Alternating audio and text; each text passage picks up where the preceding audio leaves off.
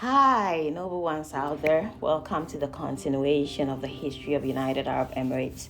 In the history of UAE Part 1, I presented to you how UAE was found, their background and experiences, what the indigents were into, who colonized them, and how it eventually gained independence.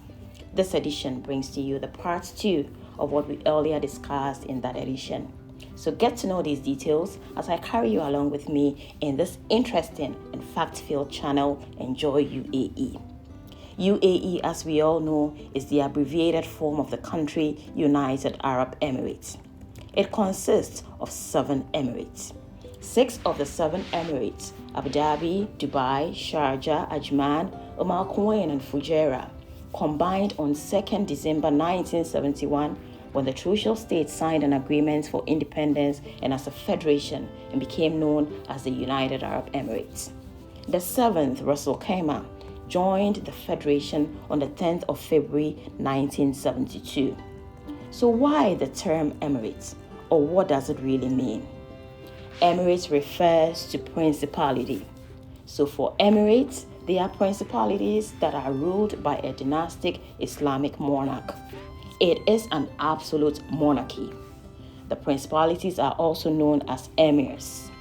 Each emirate has its own monarch, but Abu Dhabi serves as the capital and the Emir of Abu Dhabi serves as the president of UAE.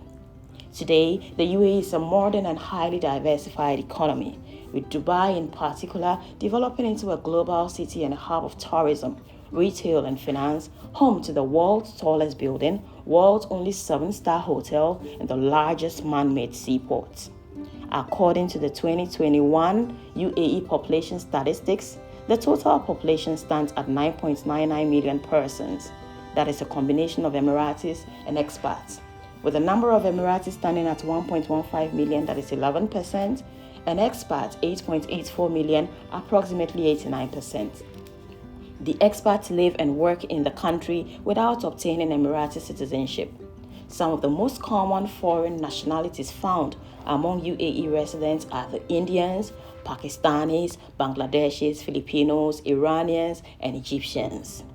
The sitting or the current president of UAE is in the person of Sheikh Khalifa bin Zayed Al Nahyan, who is equally the Emir of Abu Dhabi.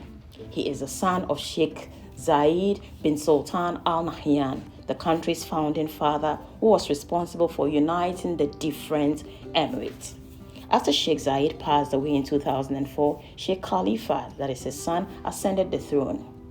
Sheikh Mohammed bin Rashid Al Maktoum, the Emir of Dubai, serves as the Prime Minister.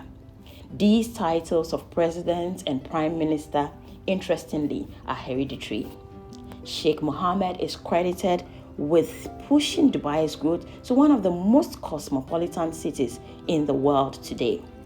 Currently, Dubai is among the fastest growing cities in the world. The official language in the country is Arabic. With the country's diverse population, however, you will also hear many other languages being spoken. English, Hindi, and Urdu are some of the most common secondary languages in the country. Tourists who can speak English will generally have no issue getting around the country. The official religion of the UAE is Islam. Christianity is the next most common religion, with all other religions following in that order. Of the other religions, Hinduism, Sikhism, Jainism, and Buddhism are the most common. The government follows a strict policy of tolerance towards other religions, and churches and temples have been built in the UAE. However, people of other religions are strictly expected not to interfere with the Islamic practices of Muslims. The UAE economy boasts of the second largest in the Arab world, right after the economy of Saudi Arabia. The UAE actually has the most diversified economy in the Arab world.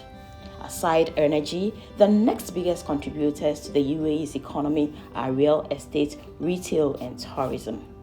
It is no wonder when you consider the country's staggering skyscrapers, massive shopping malls, and multiple tourist attractions. There is no doubt that you truly can enjoy UAE. So this is where I draw the curtain for today's episode. The next will focus on the concluding part of the history of UAE. Do make a date with me as I present to you the details of that, and come along with me as well to these interesting stories by subscribing, sharing, and clicking on the like button to this channel, Enjoy UAE. Lots and lots of interesting bits about UAE will be shared as we journey on. Until then, it's cheers for now.